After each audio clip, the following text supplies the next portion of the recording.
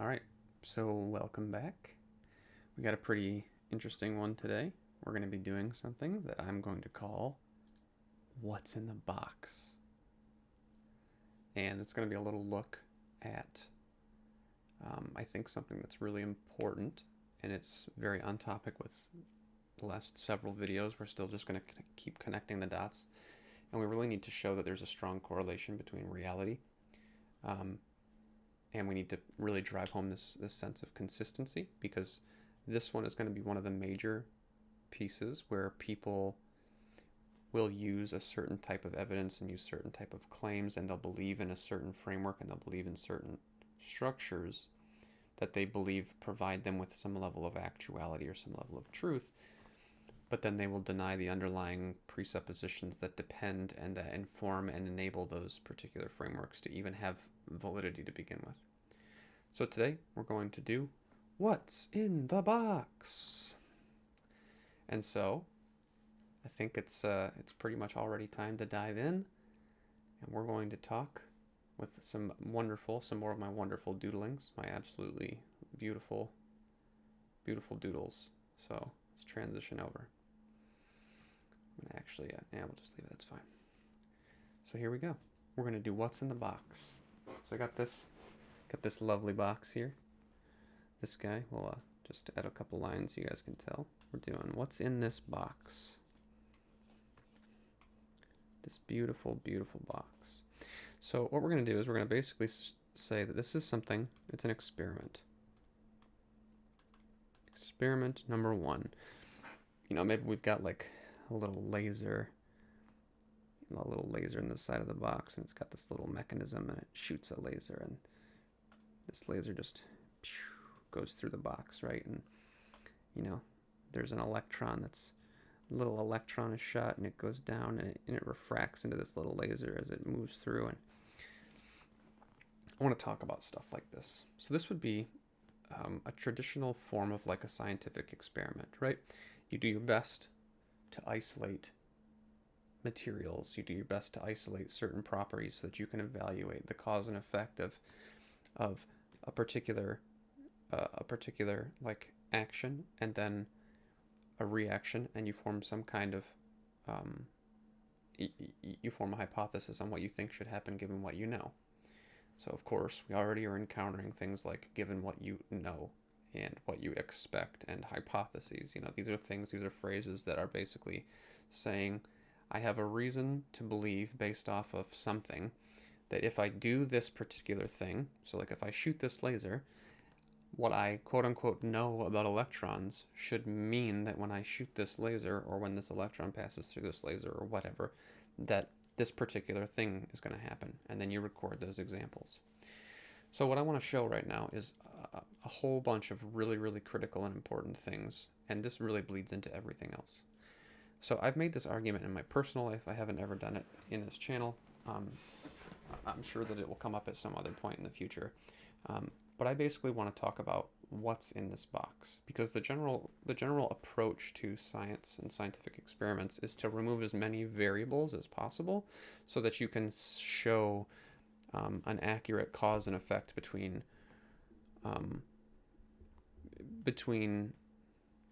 these relational components. So like in a closed system, you say, if I shoot a volt of electricity through this circuit, and then I chop off the point, then this thing should happen.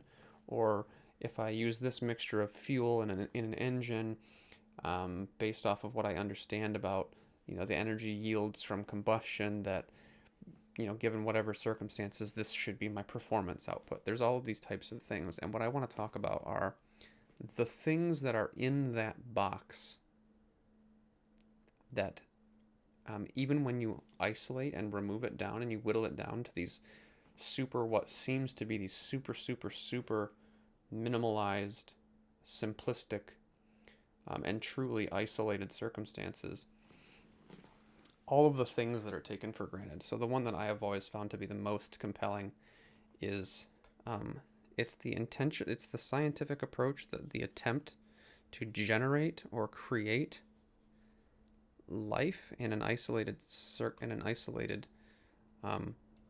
box, so to speak.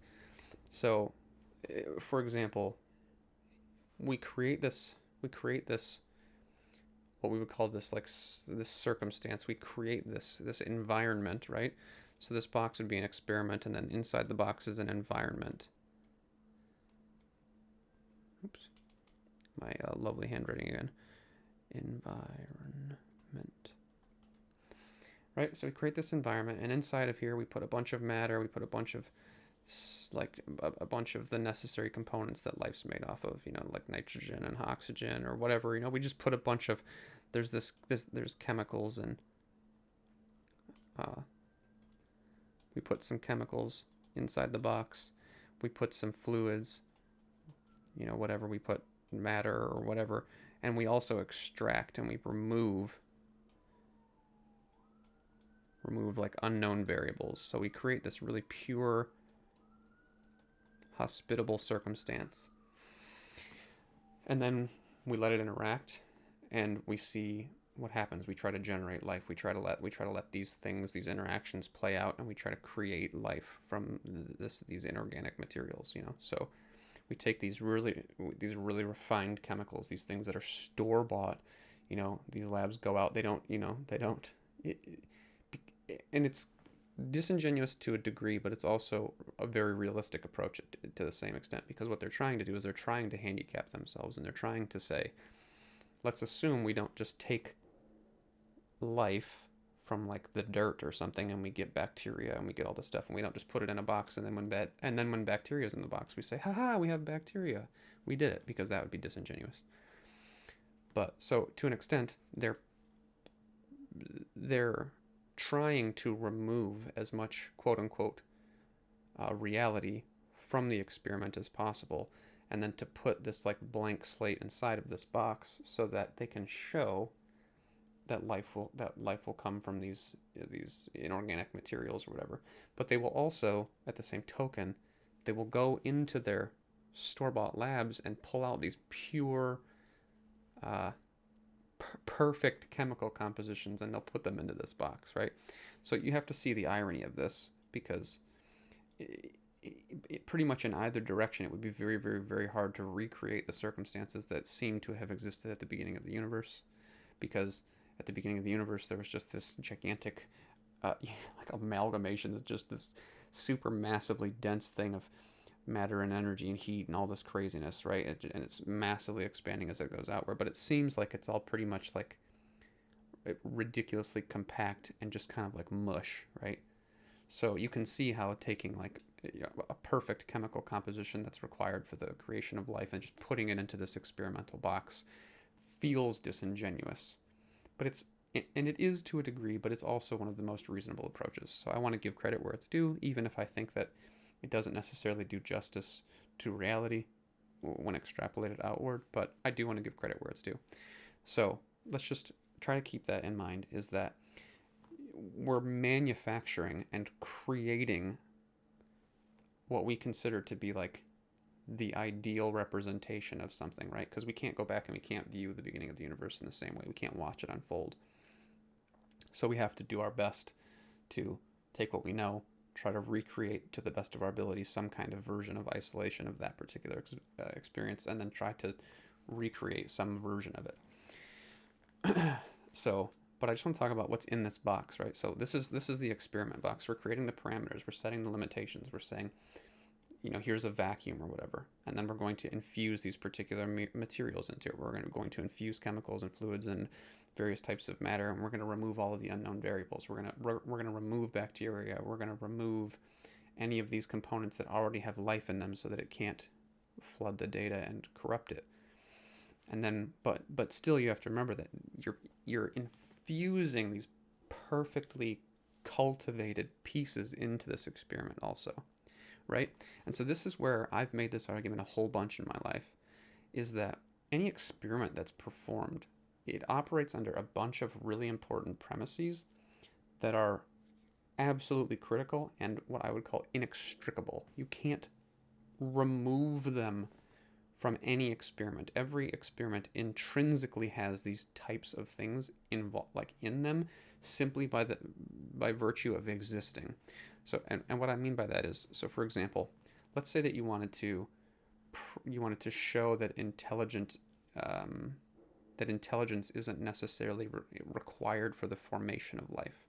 So that's a very popular theistic argument that because DNA exists, it's a clear-cut definition, or it's a clear-cut demonstration of an infusion of information, an infusion of intelligence into the formation of life that seems to be required for life.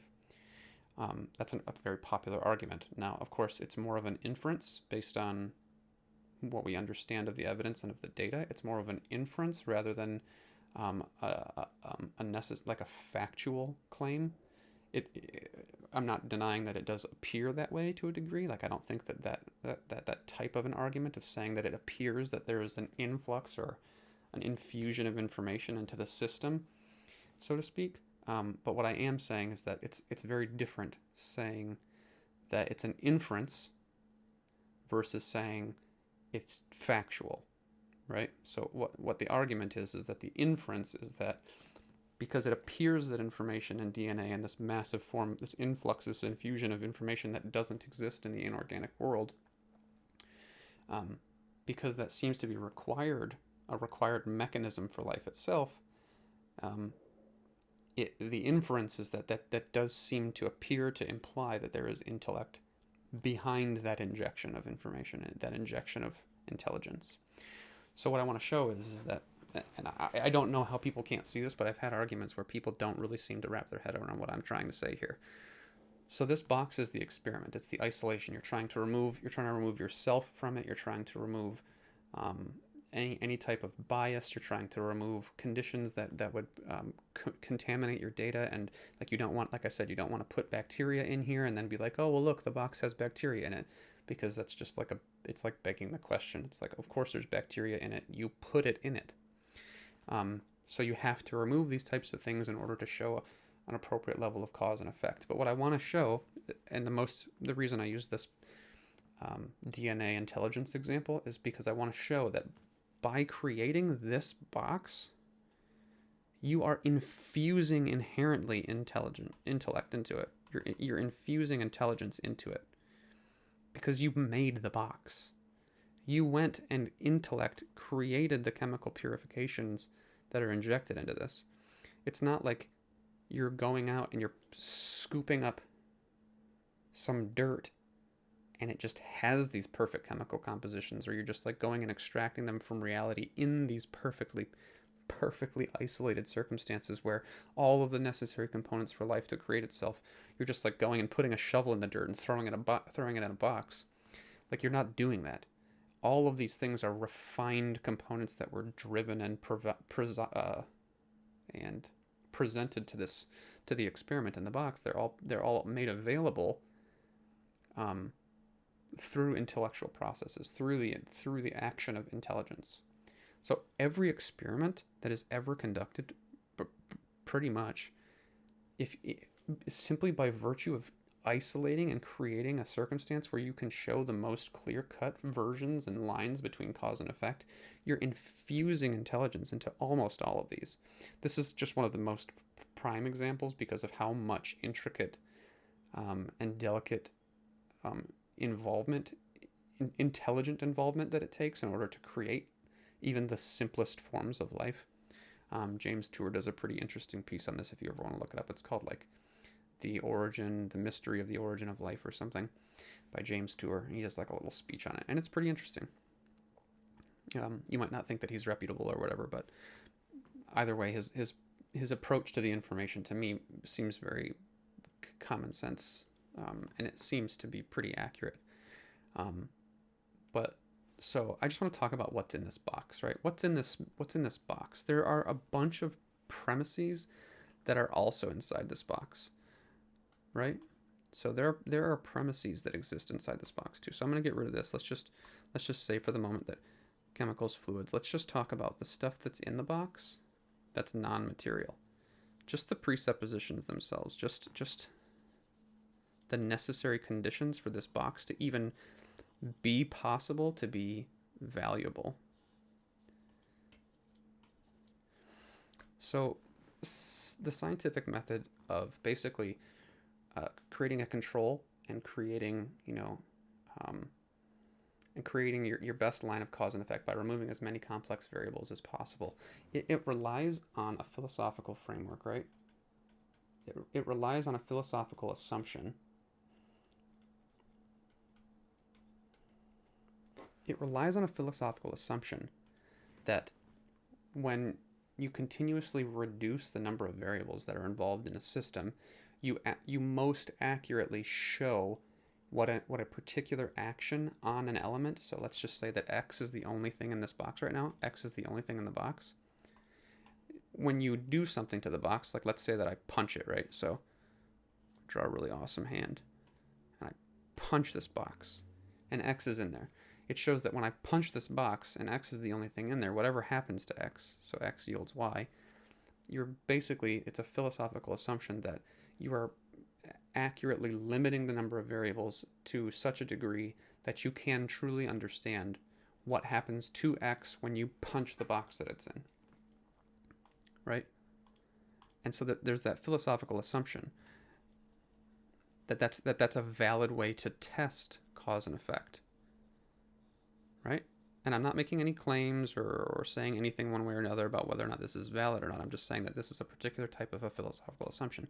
You need to believe, truly believe, have faith in, have a confidence or a trust in. You have to believe that this is a valid form of discovering a cause and effect relationship. Next, you also have to assume universal, let's just call it consistency. And so, for example, everybody does this, but nobody really thinks about it. Like a basketball player. A basketball player gets good at basketball by inadvertently, not on purpose, by inadvertently discovering, testing, and continuously performing evaluation style repetitious tests of the nature of physics, of gravity, of how that interacts with things. Even physiologically, the cause and effect of their internal chemistry. If I put this perceived amount of force into my arm, and I build up this test mechanism, and I continuously do this over and over again, and I shoot the ball, and I shoot the ball, and I shoot the ball, and I'm like, okay, gravity has shown that consistently, if I'm in an isolated environment, like on a basketball court indoors, gravity will perform in such a way that if I put this much force from this particular distance over and over and over and over and over again, it's going to continuously yield the same result. So you presuppose this sense of universal consistency. Now, pretty much all of science basically depends upon this to some degree. So, for example, like Isaac Newton, the apple fell on his head, right? And he was like, holy cow, stuff is pulled to the earth. Why? Or whatever. Why when I drop a rock does it fall to the earth? Why when I drop a feather does it fall to the earth? Why when I drop, when the apple falls from a tree does it fall to the earth? And so he started to notice this pattern, this universal consistency that seems to be applicable. That's a premise. It's a required premise. So like, if you have this glob of materials, right? And let's just say that you shock it with electricity, and you're like, hey, electricity infused into this experiment, when you infuse electricity and it sparks this blob of stuff, hey, life is going to show up, yay, happy, something exists now. There's these universal constants. That's a terrible example because it's not, like a real way of doing it. I'm just saying, let's just assume for a second that by infusing electricity into this experiment with this mass that it would create life. Let's just assume that. You assume those types of universal constants, like gravity, like thermodynamics, like combustion engines. There's this uniformity, right? So there's this universal, this natural uniformity, this natural consistency. I'm gonna actually put this underneath here, because I think it's a good phrase, right? Like there's a natural conformity that's repeatable, right? That's one of the fundamental natures of like your traditional sciences, your natural sciences, is that there's this natural conformity. There's this repeatable structure to it. Um, that's important. What's also really important, let's say that there's intelligence in virtually every conceivable isolation, in some form of intentionally isolating an experiment down to its limiting variables. You're intentionally intellectually asserting a selection mechanism used through your intelligence to reduce the variables that are involved to the smallest amount possible to show the greatest cause and effect. This is involved in virtually every single experiment that's done. I mean, like, unless even to go so far as to say, like, let's say that you literally just bought 50 gallons of gas and water or whatever, like you just bought ethanol, you bought gas, you bought corn syrup, you bought Diet Coke, you bought 16 pounds of ground coffee, and then you just randomly let something, literally, let's just say that, a machine that wasn't programmed, the machine just somehow knows to just pick randomly a totally incoherent combination of materials, and it just threw them in something, and then it would light it on fire, right? So we're talking like randomness almost at its utmost. You still used a massive selection mechanism, a massive intellectual selection mechanism to reduce the amount of materials that could be involved in that experiment, even when it's as absurd and insane as that. Like, even if there's no reason to believe that coffee and corn syrup and gas and ethanol and all of these things could, in arbitrary combinations, create some effective combustion engine, right? It's still this massive selection reduction. You would be creating this very, very limited and isolated selection this option of selectable materials. You did that. Even if everything else is completely random, it's still a massive amount of intellectual reductionism. You cut off all of these different variables that could possibly be involved by an astronomical amount. You could have picked from 50 million different kinds of coffee, and you only picked Folgers dark roast. When you could have picked the beans that were picked yesterday in the the rainforests of Nicaragua or something like there are infinite potential variations that could have been considered, and somehow you only decided to allow 15 of them. So there's just this intellectual intervention that is involved in the vast majority of these. On top of that, and this is one of the biggest things that I just don't understand how people don't understand, it does not matter how much you reduce. Let's say there's only X in this box, and you all you ever do is drop one molecule of water in here. And that's how much you've isolated it. That's how much you've reduced this box, reduced all of the variables. You probably didn't notice this at the beginning, or you didn't really think anything of it, but just watch this. Did you notice that this box exists? It's all around this experiment. And simply by the nature of this box being built, it is subject to whatever this box is. This outer box is part of this, whether you like it or not. So no matter how much you want to reduce this inner box, no matter how much you want to reduce it in order to isolate it as best as humanly possible, at an absolute minimum,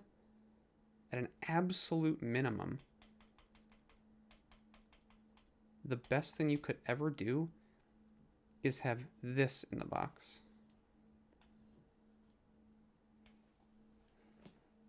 That's the furthest you could ever reduce anything to. And anything else that you would show, anything else you would put into that box, and any cause and effect that you would put into that would require some kind of like fundamental understanding of this outer box to even make this inner box, in an isolated sense, really mean anything. Because by the time you've isolated it down here into this box, into this smaller box, you've abstracted and removed so much of the outer box You thought you have. You've tried to remove so much of the outer box that it's impossible to even try to extrapolate this necessarily into any guaranteeably meaningful way to this outer box. This is why when they talk about like physics and they talk about the people talk about material determinism and they show how certain molecules behave. They show how certain molecules behave in given isolated instances, and then they're like, okay, well, because of these different things, these material laws, determinism is true. And it's like you've reduced particular interactions to such an obscure structure that to then assert that you can extrapolate them and roll them back up into human level interactions, that is such an absolutely absurdly pompous claim to believe truly that because you understand how certain types of molecules behave at a physics at a particle level, that you somehow understand how that translates into human perception and thought and interaction, when we don't even have any real fundamental concept of how consciousness functions, or what energy truly is. It's just beyond disingenuous, right? It's beyond that. Like, I'm not sitting here telling you that I know anything. That's not my point. And I think a lot of scientists and people like that would honestly probably say something similar, that the more that they learn, the more that they realize they don't know. But the difference is there are people who genuinely are taking these kinds of concepts deep down and letting it uproot really fundamental components that make any sense, make life practical, make life you start to abstract common sense and reality into this bizarro world where people start doubting the things that they even see. And they do it because somebody isolated in this little experiment. They isolated this little box and said X yields Y. And then they basically said, well, I saw X yields Y, so therefore, your thoughts are determined. And it's like,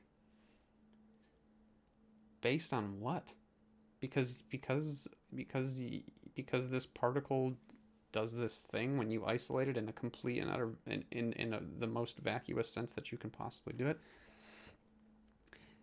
Listen, it's possible. I'm not trying to say that it's not possible that determinism is true. That's not my point. My point is there's all of these things that exist in any isolated experiment on top of the other things before that I showed, where it was the influx of material, the influx of all of the different variables that are inside. They're all part of it. You're putting them in. They're all part of this box, and then by extension, all of this box, you're bound by it. We do our best to remove it, right? We do our best to remove this outer box from it to the best that we can, but you're participating in it. This sets up the rules. The outer box drives the rules that the inner box has to abide by. Because this box doesn't even make any sense without this one. So let's just say out here, right? We got matter, energy, time. We have all these things, right? They're all part of this box. They're part of it. Right? These realities, these outer realities, they apply to this box because they're real. You can pull them all out, right? Like you can pull matter out, you can pull energy out, you can pull time out. But this box exists in a world where they are. So even if you remove them from it, it's still subject to whatever rules apply to them. So I just think that that's really, really, really important, because you'll find a lot of people that will argue from a scientific perspective, and they'll trust the scientific results and scientific method that depends on philosophical presuppositions. That's an influx of quote unquote intelligence and rationality. You will find people that will trust those results, and then like deny that philosophy has actuality to it, or that philosophy, like, some people would even say that philosophy is invalid.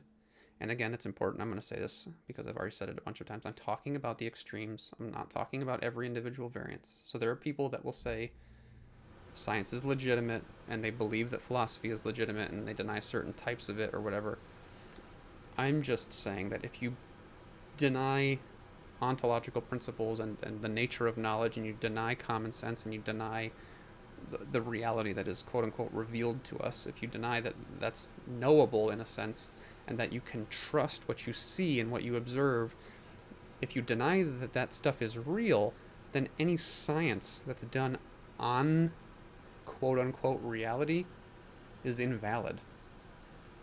At best, what I've heard, the best argument I think I've heard is that it's practical, for whatever that's worth. I don't know.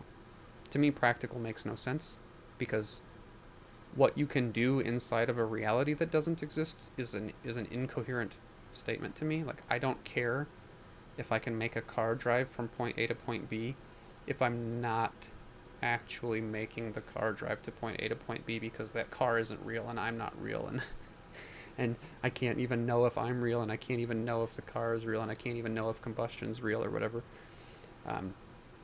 When you start getting into those absurdities, that's where I'm talking about the infinite amount of inconsistencies that can apply.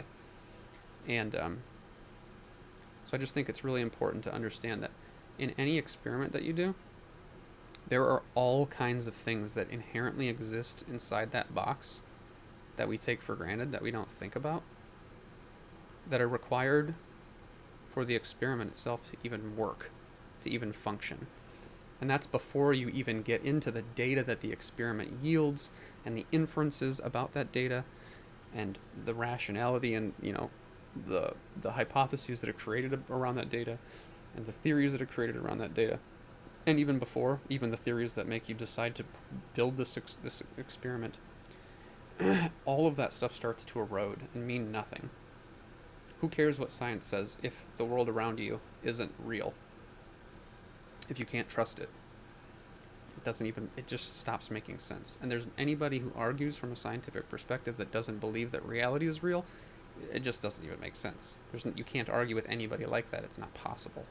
There's no rational argument you could ever make, because fundamentally they will argue from reality even though they don't believe in it. And that's an impossible thing to argue against.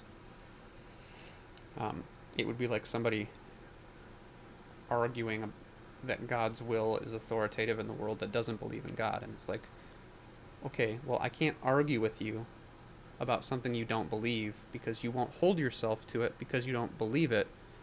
So why you're using it in an argument as a positive argument makes no sense. So I think this is an important connection to the previous episode, which was about, natural revelation. So I just think that these two things go really hand in hand, because you start to see the way that materialism and naturalistic perspectives on the world start to erode your ability for rationality. They start to undermine your ability to trust things. And so I find it very bizarre that people will trust this kind of thinking, that they will trust the results of scientific experiments, and then simultaneously deny that reality is knowable or objective or measurable or whatever. They just basically believe that science is like a comic book, kind of like an interesting story or a fun story that they can use to debate and stand on their soapbox to make a claim about something, even though they, when pushed, would basically say that they don't believe it's even measuring reality. So yeah, I mean, take that, think on it, rebut, whatever you want to do. That's just something that I've been really wrestling with and trying to formulate an articulate argument on for a really, really, really long time. All right, guys, have a good one.